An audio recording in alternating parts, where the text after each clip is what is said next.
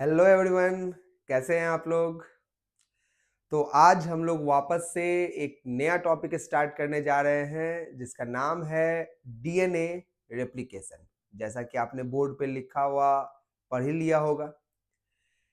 अच्छा बच्चों, last video जो मैंने अपने चैनल पे डाला था उस वीडियो का टॉपिक था कि क्या डीएनए ही जेनेटिक मटेरियल है या प्रोटीन जेनेटिक मटेरियल है। क्योंकि जो पहले के रिसर्चर्स थे उनका ये मानना था कि प्रोटीन जेनेटिक मटेरियल है, लेकिन बाद में बहुत सारे रिसर्चेस हुए और उन रिसर्च के बाद ये प्रूफ कर दिया गया कि नहीं भाई, DNA is the genetic material nor protein is the genetic material. Protein genetic material नहीं होता है। तो वहां तक हम लोगों ने टॉपिक अपना खत्म कर लिया था। फिर किसी कारणवश वीडियोस बनाने का सिलसिला थोड़ा सा थम सा गया था, लेकिन वापस से एक नए एनर्जी के साथ, नए टॉपिक्स के साथ उसी चैप्टर को आगे बढ़ाया जा रहा है और उम्मीद है कि अब ये सिलसिला नहीं रुकेगा। धीरे धीरे ही सही, लेकिन कॉन्टिन्यूअसली आगे बढ़ता रहेगा। क्लियर? तो चलिए वापस लौटते हैं हम लोग टॉपिक पे। जिन्होंने भी ये टॉपिक नहीं देखा है वो फटाफट जाके चैनल पे जो पहला इसके पहले वाला वीडियो होगा उसको भी जरूर देख लें, ताकि ये समझ में आ जाए कि DNA is the genetic material. तो चलो, वो तो हमने साबित कर दिया था कि डीएनए ही जेनेटिक मटेरियल है। अब हमें देखना है डीएनए रेप्लिकेशन क्या होता है। बच्चों, एक चीज समझना जरा कि जो सेल्स होता है तो सेल को डिवाइड करना होता है। जैसे मान लो कि कोई मल्टी सेलुलर ऑर्गेनिज्म है, जैसे हम ही लोग हैं। अब हम लोग मल्टी सेलुलर ऑर्गेनिज्म हैं, यानी कि हमारे अंदर तो बहुत सारे सेल्स हैं, ट्रिलियंस ऑफ सेल हैं। अब इतने सारे सेल्स अगर हमारे पास हैं तो आपको क्या लगता है, हमारे सारे सेल में जो डीएनए होता होगा वो सेम होता होगा या डिफरेंट होता होगा? बताओ। हमारे सारे सेल्स में जो डीएनए होता होगा वो सेम होता होगा या डिफरेंट होता होगा?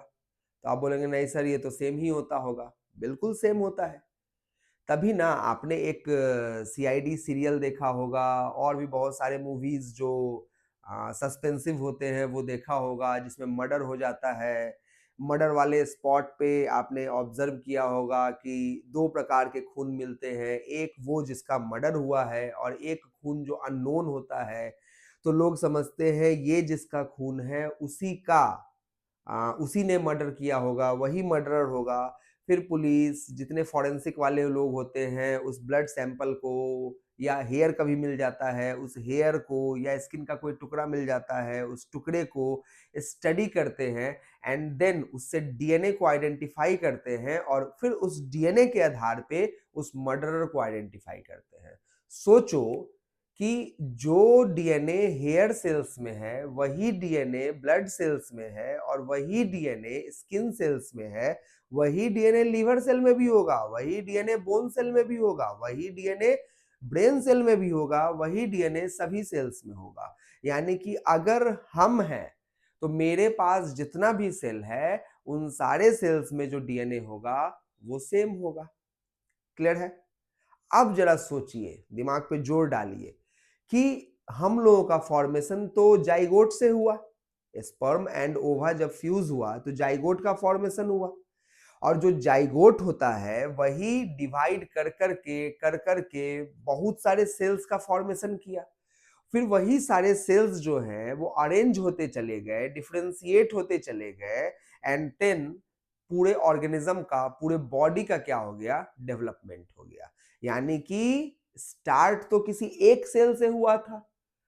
अब स्टार्ट अगर किसी एक सेल से हुआ था तो उस एक सेल में जो डीएनए का कॉपी रहा होगा वो तो एक ही कॉपी रहा होगा। अगर आपको याद हो तो आपको मालूम होना चाहिए कि हमारे सेल में, हमारे न्यूक्लियस में क्रोमोसोम्स होते हैं, और जो क्रोमोसोम्स होते हैं वो एक्चुअली में क्या होते हैं, कॉन्डेंस्ड फॉर्म ऑफ क्रोमेटिन होते हैं। और जो क्रोमेटिन होता है वो डीएनए के पैकेजिंग से फॉर्म होता है। तो जाहिर सी बात है ना कि डीएनए का एक ही सेट होगा। अब मुद्दा ये है कि हमको एक सेल से दूसरा सेल बनाना है, मतलब सेल को डिवाइड करवाना है। और सेल को अगर डिवाइड करवाना है तो हम क्या चाहते हैं? हम ये चाहते हैं कि जो सेल से डिवाइड करके नए नए सेल्स बनते हो वो आइडेंटिकल सेल्स बनते हो या नॉन आइडेंटिकल सेल्स बनते हो। तो आप बोलोगे आइडेंटिकल सेल बनना चाहिए। और आइडेंटिकल सेल बनने के लिए जो उस सेल के अंदर डीएनए है, उस डीएनए को भी तो आइडेंटिकल कॉपी बनाना पड़ेगा। क्योंकि एक सेल में आप खुद सोचो ना, ये एक सेल है और इस एक सेल के एक न्यूक्लियस में डीएनए का तो एक ही कॉपी है। और जब तक ये एक कॉपी रहेगा तो ऐसा थोड़ी होगा कि आधा बांट के एक सेल को दे देंगे और आधा दूसरे सेल को दे देंगे। ऐसा तो नहीं सोचना है। ये सोचोगे तो फिर तो बहुत बड़ा गलती सोच रहे हो। तो होगा क्या कि पहले ये डीएनए अपना एग्जैक्ट क्या बनाएगा? कॉपी बनाएगा। पहले एक कॉपी था और फिर उस एक कॉपी से एग्जैक्टली उसी के जैसा एक नया कॉपी बनाएगा। तो कितने कॉपी बन गए? 2 कॉपी। और जब 2 कॉपी बन गया तो अब आसान है, अब न्यूक्लियस को ऐसे डिवाइड कर दिया जाएगा। एक कॉपी इस न्यूक्लियस में रह जाएगा, एक कॉपी इस न्यूक्लियस में रह जाएगा। और फिर सेल भी डिवाइड हो जाएगा जिसमें एक न्यूक्लियस इधर चला जाएगा, एक न्यूक्लियस इधर चला जाएगा। तो बताओ पहले कितना सेल था? एक सेल। अब कितने सेल हो गए? 2 सेल। 2 सेल में दोनों सेल के पास अपना अपना न्यूक्लियस और अपना अपना आइडेंटिकल सेट ऑफ डीएनए का कॉपी रहा कि नहीं रहा? बिल्कुल रहा। तो बच्चों हम लोग सेल डिवीजन नहीं, हम लोग ये टॉपिक पढ़ने जा रहे हैं कि आखिरकार ये डीएनए अपना एग्जैक्ट कॉपी बनाया कि नहीं बनाया। बनाया। बनाने का मुद्दा समझ में आया कि नहीं आया? सोचो अगर डीएनए का रेप्लिकेशन नहीं होता, सोचो अगर डीएनए अपना एग्जैक्ट कॉपी नहीं बनाता तो क्या सेल डिवाइड करता? तो सेल डिवाइड नहीं करता। तो सोचो अगर सेल डिवाइड नहीं करता तो क्या माइटोसिस या मेयोसिस जैसा कोई फेनोमेना होता? तो नहीं होता। तो सोचो अगर मेयोसिस जैसा फेनोमेना नहीं होता तो क्या गैमेट का फॉर्मेशन होता? तो नहीं होता। तो सोचो अगर गैमेट का फॉर्मेशन नहीं होता तो क्या गैमेट का फ्यूजन, जाइगोट का फॉर्मेशन, एम्ब्रियो का डेवलपमेंट और हम लोगों का निर्माण हो पाता? तो नहीं हो पाता। तो इतना सारा चीज सोचने के बाद क्या निष्कर्ष निकलता है? तो कंक्लूजन ये निकलता है कि सेल डिवीजन के लिए, माइटोसिस या मेयोसिस के लिए डीएनए का रेप्लिकेशन होना बहुत ही जरूरी चीज है। अगर डीएनए रेप्लिकेट नहीं करेगा तो ये सारी चीजें आगे नहीं बढ़ेंगी। क्लियर है? अब डीएनए रेप्लिकेशन मतलब क्या? तो वही डीएनए अपना कॉपी बनाता है, उस फेनोमेना को कहते हैं डीएनए रेप्लिकेशन। आप समझो ये जो रेप्लिकेशन है, इस रेप्लिकेशन में एक टर्म है रेप्लिका। रेप्लिका का मतलब होता है एग्जैक्ट कॉपी। रेप्लिका का मतलब है एग्जैक्ट कॉपी। डीएनए अपना एग्जैक्ट कॉपी बनाता है और इस एग्जैक्ट कॉपी बनाने के मेथड को हम लोग क्या कहते हैं? DNA replication. चलिए ये सारा जो टॉपिक है वो क्लियर हुआ कि नहीं हुआ? है ना? डीएनए रेप्लिकेशन क्यों होता है उसका मुद्दा समझ में आ गया होगा। लेकिन अब हमको समझना है कि आखिरकार डीएनए रेप्लिकेशन होता कैसे है। क्यों होता है वो तो मैंने बता दिया, ताकि डीएनए का जो कॉपी है वो सारे सेल में डिस्ट्रीब्यूट हो सके, ताकि सेल का प्रोपेगेशन हो सके, ताकि सेल का डिवीजन हो सके with identical copy of DNA. इसीलिए डीएनए को अपना एग्जैक्ट कॉपी बनाना पड़ता है। क्लियर है बात? चलिए अब कैसे होता है डीएनए का रेप्लिकेशन, इस बात पे थोड़ा सा पॉइंट आउट करते हैं। अगर आपको याद हो तो वॉटसन एंड क्रिक साहब ने डीएनए के डबल स्ट्रैंडेड हेलिकल मॉडल को एक्सप्लेन किया था। याद है? अच्छा, 1953 में ही उन्होंने ये काम किया था। ठीक है? 1953 में ही वॉटसन और क्रिक साहब को ऐसा लगा कि ये जानना चाहिए कि आखिरकार ये जो डीएनए होता है ये रेप्लिकेट कैसे करता है, ये अपना कॉपी कैसे बनाता है। उन्होंने इस बात पे विचार किया, लेकिन उन्होंने एक और चीज ऑब्जर्व किया था, बड़ा अच्छा चीज ऑब्जर्व किया था। उन्होंने ऑब्जर्व किया कि डीएनए के स्ट्रक्चर में एडेनिन जो होता है वो पेयर करता है पेयर्स विथ थाइमिन और गुआनिन पेयर्स विथ साइटोसिन। ये हालांकि हमने पहले भी डिस्कस कर रखा है, ये आपको मालूम होगा, तो आप बोलोगे फिर इस टॉपिक को क्यों लाए हैं। अभी समझ में आपको आ जाएगा, बस थोड़े देर का इंतजार रखिए, समझ में आएगा। तो वॉटसन और क्रिक साहब ने इस बात को बहुत अच्छे से ऑब्जर्व किया कि एडेनिन पेयर करता है थाइमीन से और गुआनिन पेयर करता है साइटोसिन से, तो कहीं ना कहीं ये कंसेप्ट रेप्लिकेशन में मदद करता होगा, या इस कंसेप्ट की मदद से हम लोग रेप्लिकेशन समझ सकते हैं। मुद्दा ये है ना, इस कंसेप्ट की मदद से हम लोग रेप्लिकेशन समझ सकते हैं। कोई भी किसी से नहीं जुड़ रहा है, स्पेसिफिक बाइंडिंग हो रही है। एडेनिन थाइमीन से जुड़ रहा है और गुआनिन साइटोसिन से जुड़ रहा है। तो ये जो बाइंडिंग हो रही है, ये कैसी बाइंडिंग हो रही है, तो स्पेसिफिक बाइंडिंग हो रही है। क्लियर है? चलिए, अब यहां पे अगर हम बात करें, यहां पे अगर हम लोग बात करें तो सोचा क्या क्या गया कि डीएनए का रेप्लिकेशन कैसे कैसे होता होगा, है ना। तो सोचा ये गया, तीन चीजें सोची गई थी। चलो समझते हैं क्या तीन चीजें सोची गई। डीएनए के रेप्लिकेशन का तरीका सोचा गया कि भाई हाउ डज डीएनए रेप्लिकेट, आखिरकार डीएनए के रेप्लिकेट करने का मोड क्या होगा, है ना। 3 modes of DNA replication was taught. 3 modes of DNA replication was taught. सोचा गया कितना mode of replication, 3 mode of DNA replication. चलिए तीनों मोड पे थोड़ा सा फोकस किया जाए कि 3 मोड क्या है। पहला मोड ऑफ डीएनए रेप्लिकेशन जो है वो है कंजर्वेटिव मोड। कंजर्वेटिव मोड, चलो कंजर्वेटिव मोड का मतलब क्या होता है, नाम से ही पता चल रहा है कंजर्वेटिव, कोई चीज कंजर्व्ड रहता होगा, सुरक्षित रहता होगा, बिना चेंज का रहता होगा, कंजर्वेटिव। क्या कहा ये, इसको सोचने वाले लोगों ने कहा कि जो ओरिजिनल डीएनए स्ट्रैंड होता है वो तो ये ओरिजिनल डीएनए स्ट्रैंड होता है, ये ओरिजिनल डीएनए है, पेरेंटल डीएनए है कह सकते हैं। जो डीएनए पहले से मौजूद है उसको क्या कहेंगे, पेरेंटल डीएनए। 5' से 3' और 3' से 5', ये सब आपको मालूम है कि डीएनए एंटी पैरेलल होता है ना। तो ये ब्लू वाला जो डीएनए आपको दिखाया जा रहा है, ये कैसा डीएनए है, पेरेंटल डीएनए है। ये नया डीएनए नहीं है, ये पहले से जो डीएनए मौजूद था सेल में वो डीएनए है, पेरेंटल डीएनए है। लेकिन अब हमको कौन सा डीएनए बनाना है भाई, एग्जैक्ट कॉपी बनाना है, इसका नया डीएनए बनाना है।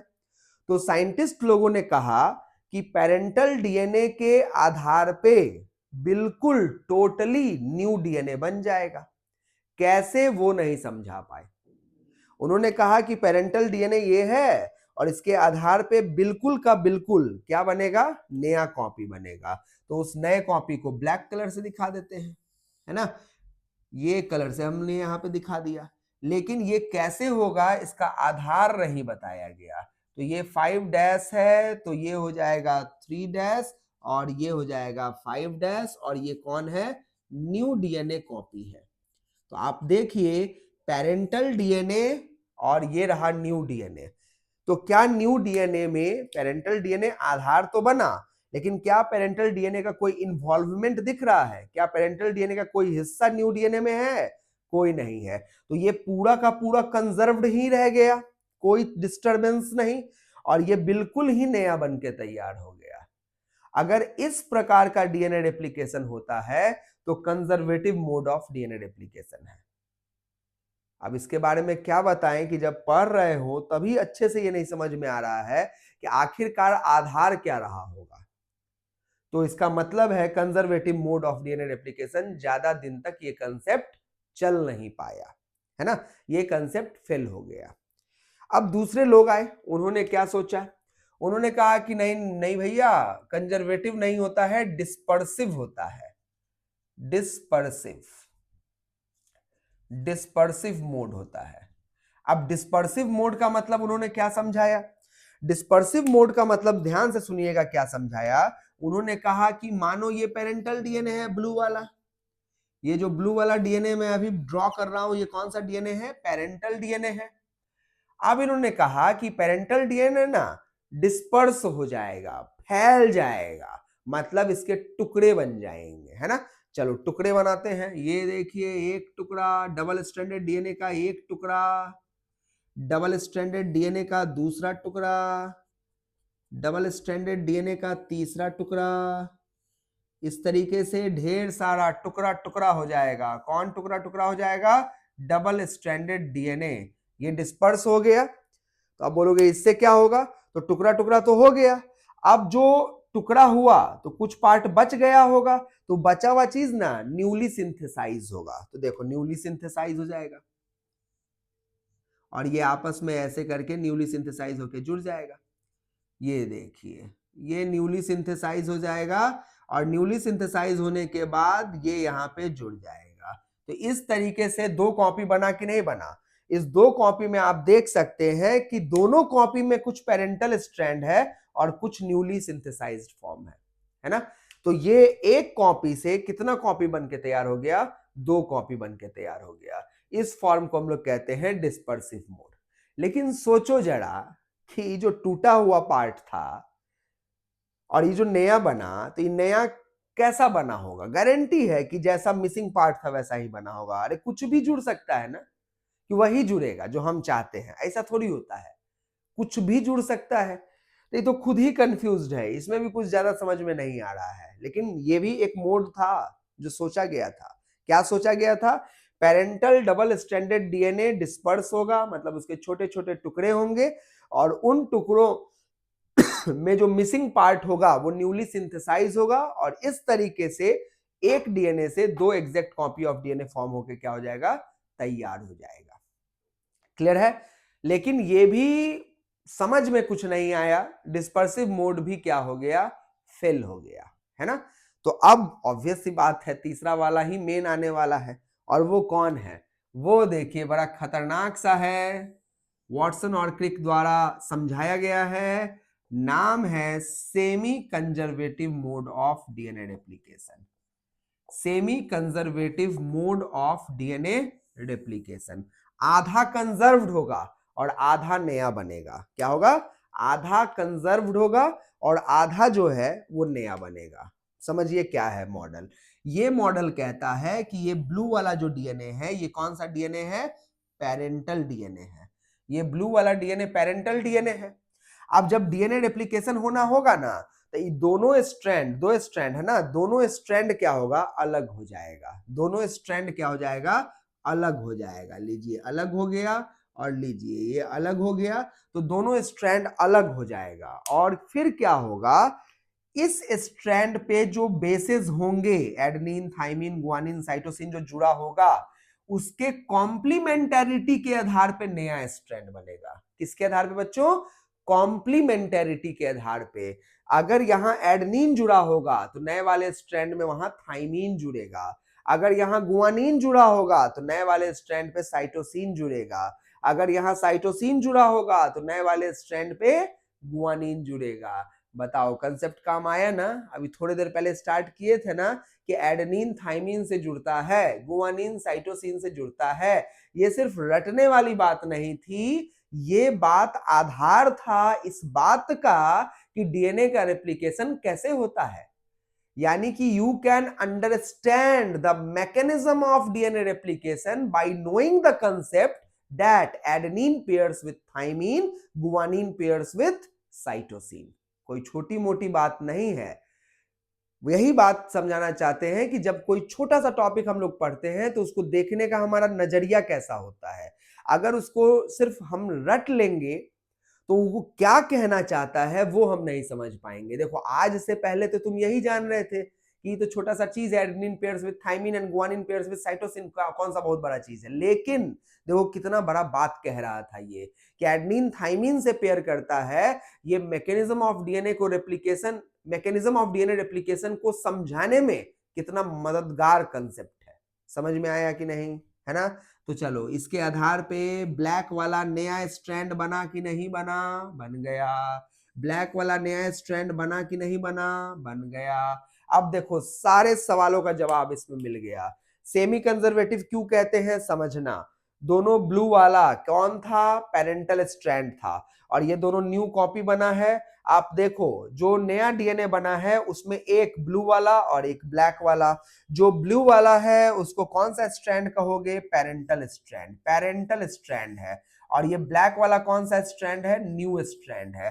तो अब बताओ जरा, जो डीएनए बना है उसमें एक स्ट्रैंड पेरेंट का है और एक स्ट्रैंड नया वाला, तो आधा कंजर्व्ड है आधा नया बना, इसलिए मैकेनिज्म का नाम क्या रखा गया, semi conservative mode of DNA replication. आधा पेरेंट वाला आधा नया बना, इसलिए मैकेनिज्म का नाम क्या है, semi conservative mode of DNA replication. दूसरा, जो ये सब नहीं समझा पा रहा था कि आधार क्या है, जो नया स्ट्रैंड में एडेनिन जोड़े कि थाइमिन जोड़े कि गुआनिन जोड़े कि साइटोसिन जोड़े, कब क्या क्या कहां कहां क्या जोड़े, इसका आधार क्या है, तो पेरेंट स्ट्रैंड। कितना आसान है, पेरेंट स्ट्रैंड पे अगर एडेनिन है तो नए वाले में थाइमिन जोड़ो, पेरेंट स्ट्रैंड पे अगर गुआनिन है तो नए वाले में साइटोसिन जोड़ो, पेरेंट स्ट्रैंड पे अगर साइटोसिन है तो नए वाले में गुआनिन जोड़ो, पेरेंट स्ट्रैंड पे अगर गुआनिन है तो नए वाले पे साइटोसिन जोड़ो, पेरेंट पे अगर थाइमिन है तो नए वाले पे एडेनिन जोड़ो। कितना बढ़िया समझ में आ रहा है, आधार समझ में आ गया। यानी कि हर चीज का एक्सप्लेनेशन कौन सा मोड दे दिया, सेमी कंजर्वेटिव मोड दे दिया। तो बताओ कंजर्वेटिव मोड क्या सही एक्सप्लेनेशन था, नहीं। डिस्पर्सिव मोड क्या सही एक्सप्लेनेशन था, नहीं। तो कौन बढ़िया एक्सप्लेनेशन है, semi conservative mode of DNA replication. Clear हुआ कि नहीं हुआ, समझ में आया, मजा आ रहा है। चलिए अब आगे बढ़ते हैं। अब ये परेशानी है यहाँ पे कि जो semi conservative mode of DNA replication है, ऐसे हवा हवा में बात करने से तो नहीं ना होगा, इसका साइंटिफिक एविडेंस चाहिए, क्योंकि साइंस है और साइंस बिना एविडेंस बिना एक्सपेरिमेंट बिना प्रूफ के कोई चीज नहीं मानता है। तो यहां पे चाहिए था साइंटिफिक एविडेंस।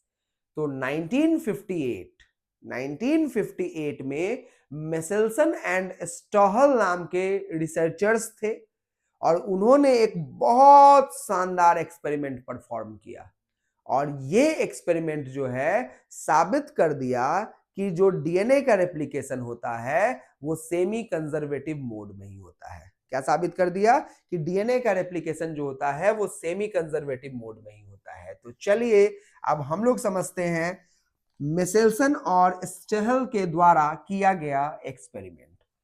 बच्चों ध्यान से सुनते चलना। मेसेल्सन और स्टेहल साहब ने इकोलाई के ऊपर स्टडी किया था। इकोलाई एक बैक्टीरिया एस्कीरिया कोलाई होता है, प्रोक्रियोट होता है, जिसके अंदर डबल स्ट्रैंडेड सर्कुलर डीएनए होता है।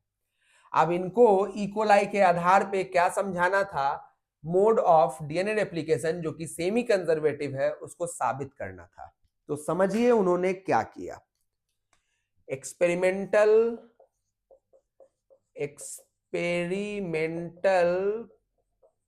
Proof of semi conservative mode of DNA replication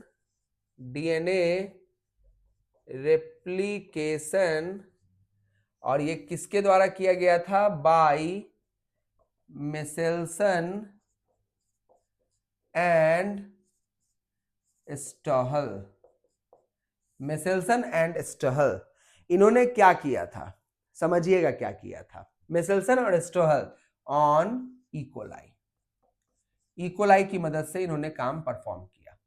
अब देखो क्या किया इन्होंने क्या किया, एक कल्चर मीडिया लिया, है ना, एक कल्चर मीडिया लिया और इस कल्चर मीडिया में इकोलाई को क्या किया, ग्रो करवाया।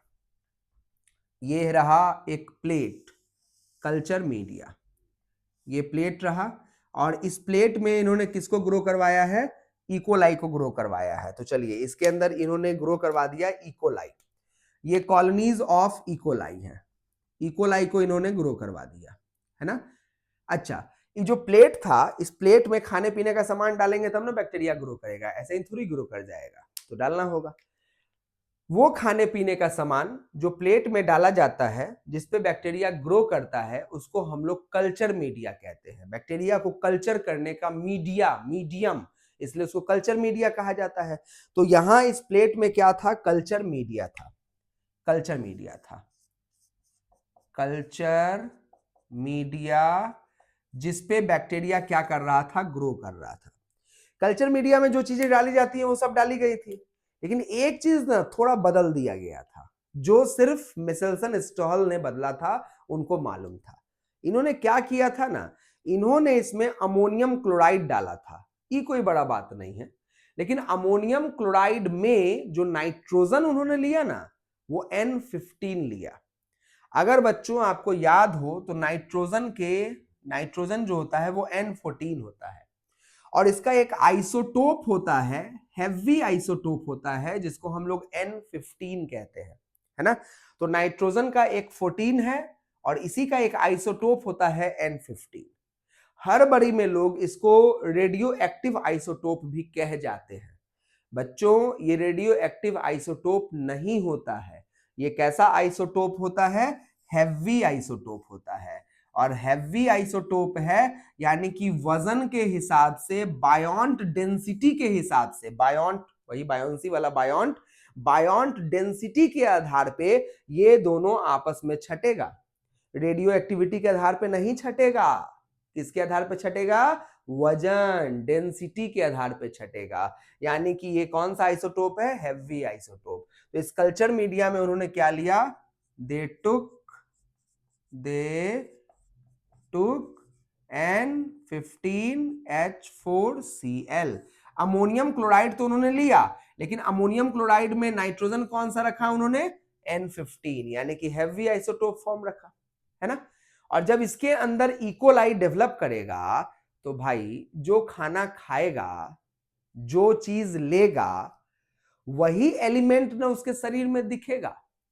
अब अगर हम कोई चीज खा रहे हो, कोई मिनरल खा रहे हो, कोई विटामिन खा रहे हो, तो वही मिनरल ना हमारे अंदर जाके जो फॉर्मेशन करता है उस फॉर्मेशन में पार्ट लेगा।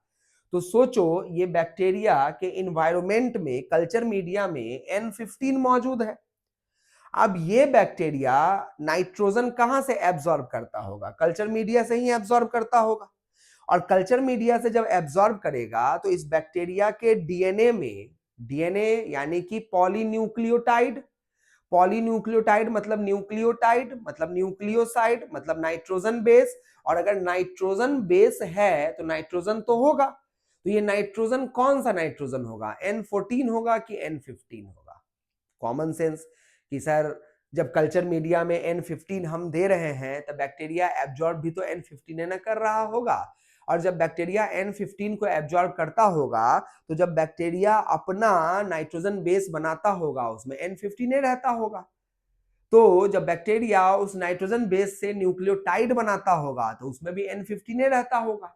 तो जब बैक्टीरिया अपना नया नया डीएनए बनाता होगा, क्योंकि बैक्टीरिया डिवाइड करता है, तो बैक्टीरिया जब अपना नया नया डीएनए बनाता होगा, एग्जैक्ट कॉपी ऑफ डीएनए बनाता होगा, रेप्लिकेशन करता होगा, एग्जैक्ट कॉपी बनता होगा, तो उसमें भी तो N15 का उपयोग होता होगा। यानी कि इस प्रत्येक बैक्टीरिया के हर डीएनए में कौन पाया जाएगा? N15 पाया जाएगा एज अ नाइट्रोजन। तो हम कह सकते हैं colonies of bacteria, colonies of bacteria grown on N15H4Cl containing media so DNA of E. coli consist of N15 isotope of nitrogen. Nitrogen के इस आइसोटोप को कैरी करेगा कि नहीं करेगा? बिल्कुल कैरी करेगा। तो चलो, उन्होंने मेसेल्सन और स्टहल साहब ने एक ऐसा बैक्टीरिया का डेवलपमेंट कर दिया जो बैक्टीरिया के अंदर जो डीएनए होगा उस डीएनए में नाइट्रोजन का कौन सा आइसोटोप पाया जाएगा? N15 पाया जाएगा। यहां तक की कहानी समझ में आई कि नहीं आई? क्लियर है? यानी कि एक ऐसा बैक्टीरिया मिल चुका था जिसके डीएनए में N15 होगा। अब उन्होंने क्या किया? अब उन्होंने एक बाजू में दूसरा प्लेट रखा, है ना, और उस प्लेट में ना N15 ना रखते हुए N14 रख दिया, नॉर्मल वाला। उन्होंने वहां पे N15 नहीं रखा, उसमें उन्होंने क्या रखा? N14 रख दिया, यानी कि N15 की जगह पे N14 रख दिया। तो ये लीजिए, एक दूसरा प्लेट उन्होंने ले लिया और इस प्लेट में कल्चर मीडिया प्लस, या हैविंग बोल सकते हैं, हैविंग N14H4Cl। देखो कौन सा ले लिया? 14 वाला ले लिया, और यहां से कुछ बैक्टीरिया को क्या कर दिया? ट्रांसफर कर दिया इस प्लेट पे। Transferred these E. coli on new plate having N14H4Cl, उस पर ट्रांसफर कर दिया। अब जब उस पर ट्रांसफर कर दिया तो अब क्या होगा कि अगर आपको याद हो तो इकोलाई प्रत्येक 20 मिनट में डबल हो जाता है, यानी कि अगर एक इकोलाई को भेजे होंगे तो 20 मिनट के बाद, 20 मिनट्स के बाद वो 2 इकोलाई बन जाएगा। अच्छा, इकोलाई अगर डिवाइड 20 मिनट में करता है तो 20 मिनट से कम समय में उसका डीएनए रेप्लिकेट करता होगा, क्योंकि डिवीजन से पहले तो डीएनए का रेप्लिकेशन होना जरूरी है। तो 18 मिनट, 18 मिनट्स में क्या हो जाता है? उसका रेप्लिकेशन हो जाता है। तो 18 मिनट लगते हैं उसके डीएनए को रेप्लिकेट करने में। तो अब देखिए, समझिएगा बात, इसमें था N15 वाला मीडियम, तो इसके डीएनए में भी N15 था, लेकिन यहां मीडियम कौन सा है? N14 है, और इसमें इकोलाई को भेज दिए। तो इकोलाई खाना तो अब यहीं से उठाएगा, तो कौन सा नाइट्रोजन एब्जॉर्ब करेगा? N14 वाला। और जब उसको एब्जॉर्ब करेगा तो उसके अंदर जो अब नया सेट ऑफ डीएनए बनेगा, वो नया सेट ऑफ डीएनए में बताइए N14 आएगा कि नहीं आएगा? बिल्कुल आएगा। क्या N15 नए वाले सेट में आएगा?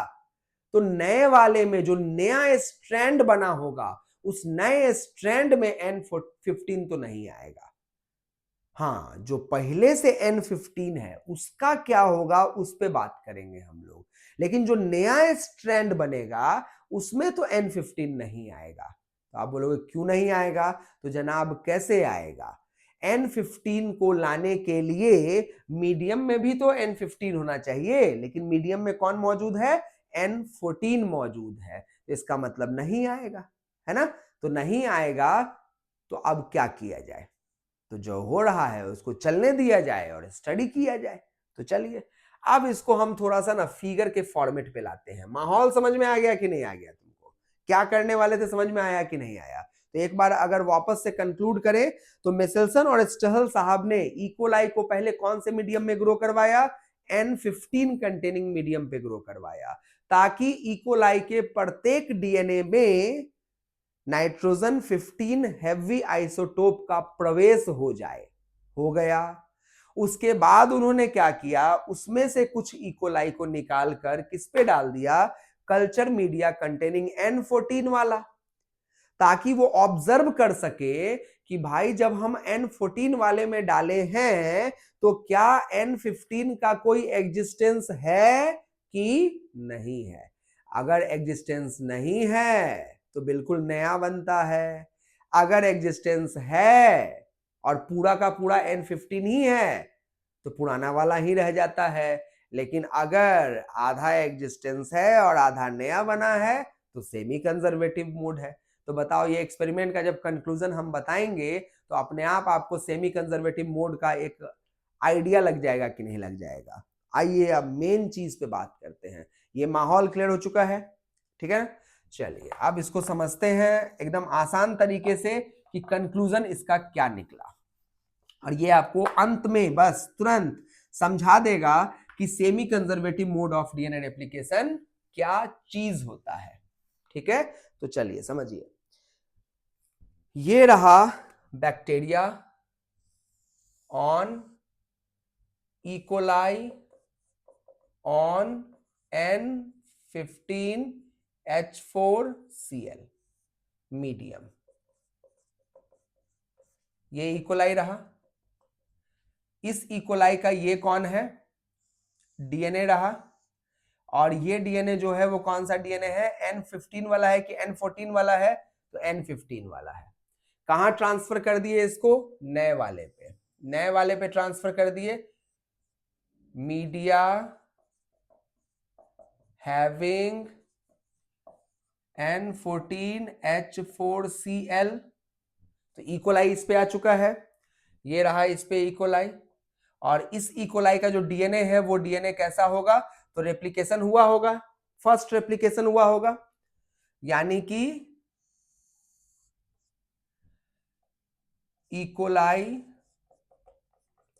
Transferred on N14H4Cl containing media, and then after first DNA replication on new plate, DNA observed, DNA को क्या किया गया, ऑब्जर्व किया गया, है ना।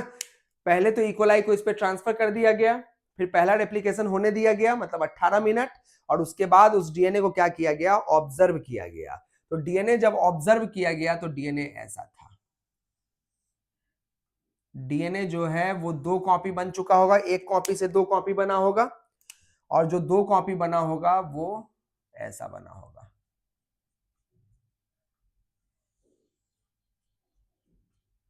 दो कॉपी ऐसा बना होगा, है ना।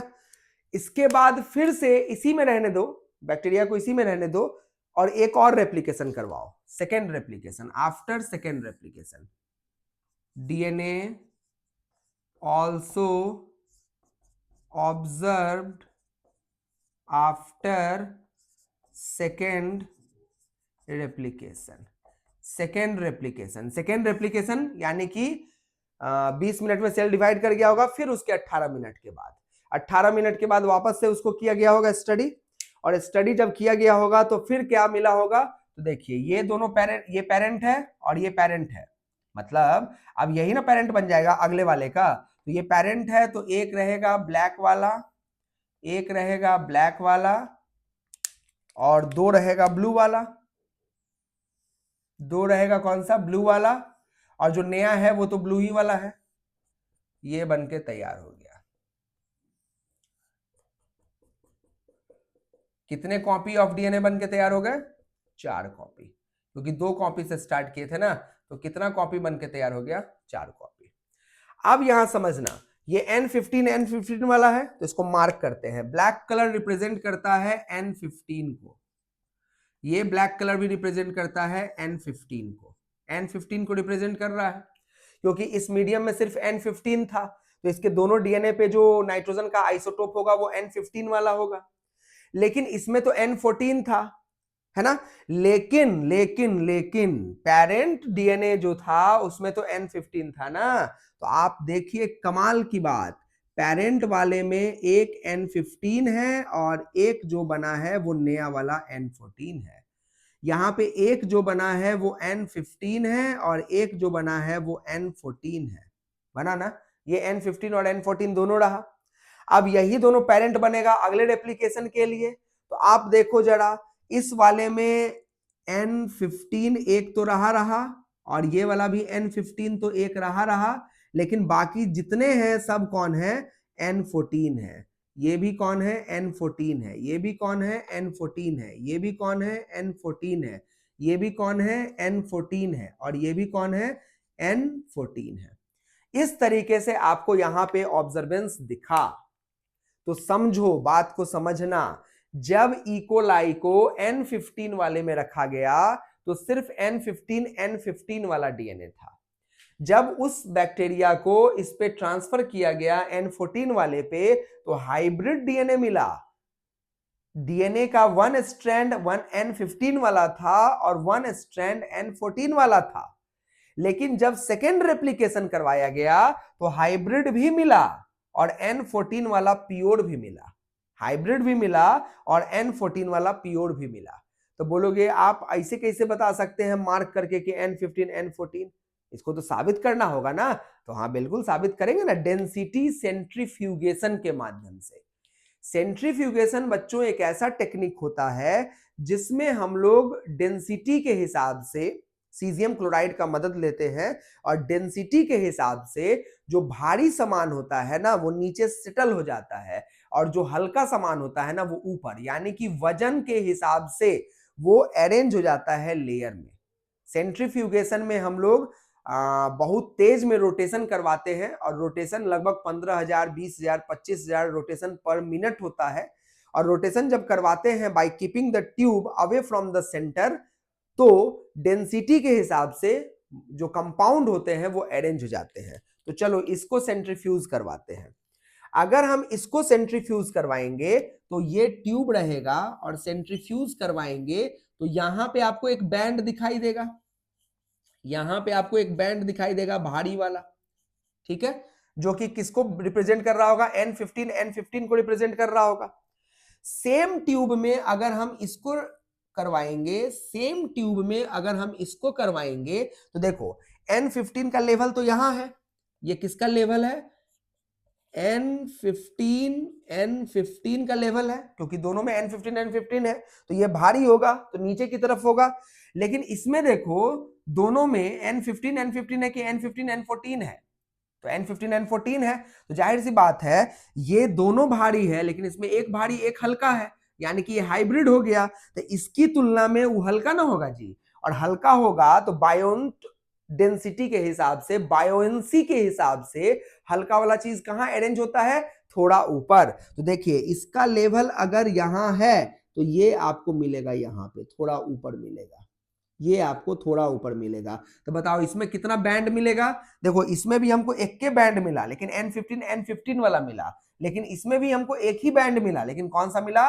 N15 वाला मिला। तो ये कौन सा बैंड है? N15 वाला बैंड है, N15 वाला बैंड है। तो ये बैंड नीचे मिल रहा है, उसकी तुलना में ये बैंड कहां मिल रहा है? ऊपर मिल रहा है।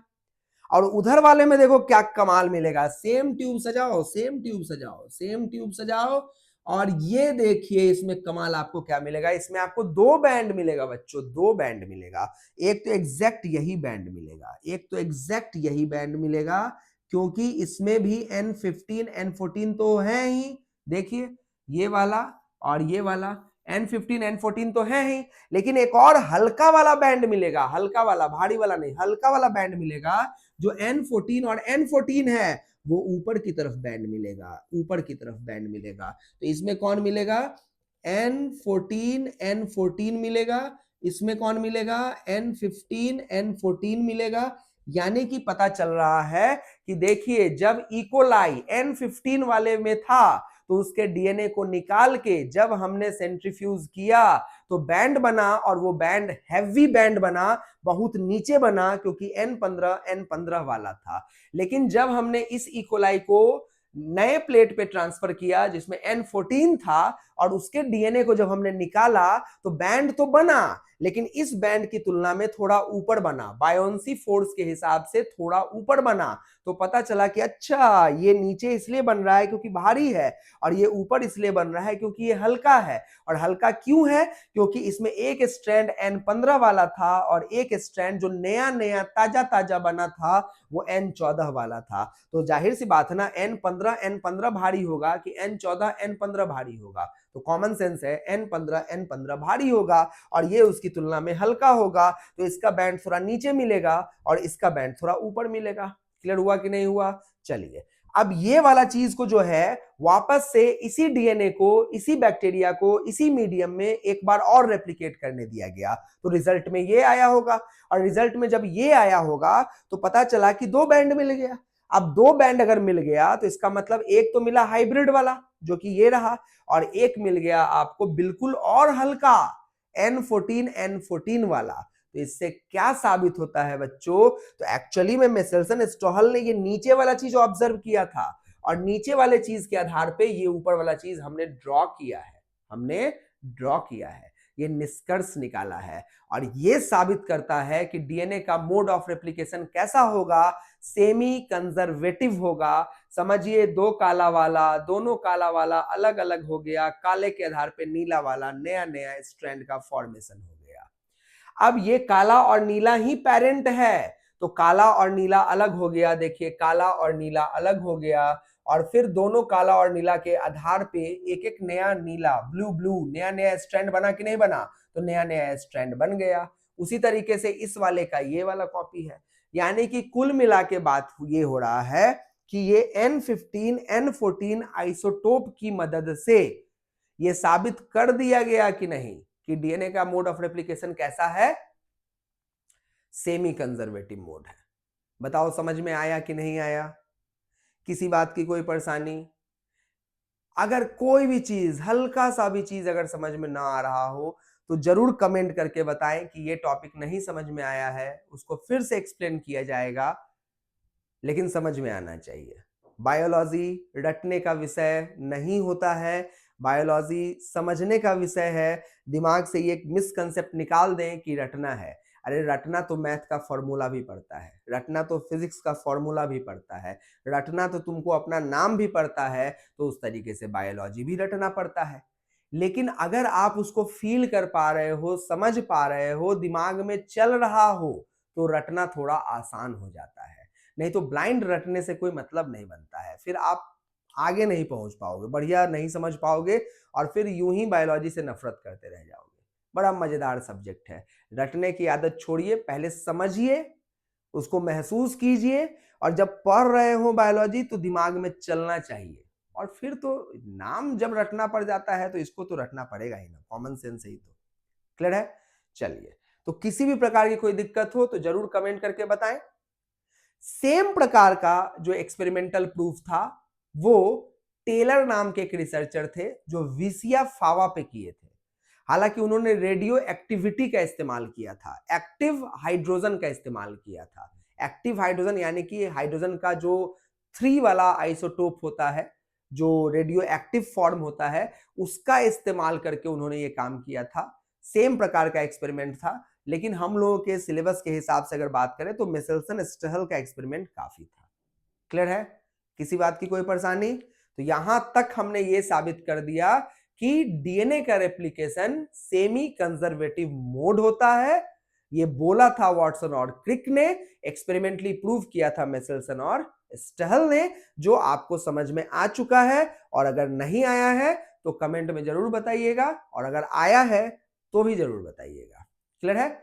चलिए, फिलहाल इस वीडियो को यहीं पे रोकते हैं और मिलेंगे फिर से एक नए वीडियो में जिसमें हम लोग प्रोसेस ऑफ डीएनए रेप्लिकेशन को बहुत ही डिस्क्राइब्ड वे में चर्चा करते हुए नजर आएंगे। ठीक है? चलिए, तब तक के लिए सभी लोगों को धन्यवाद।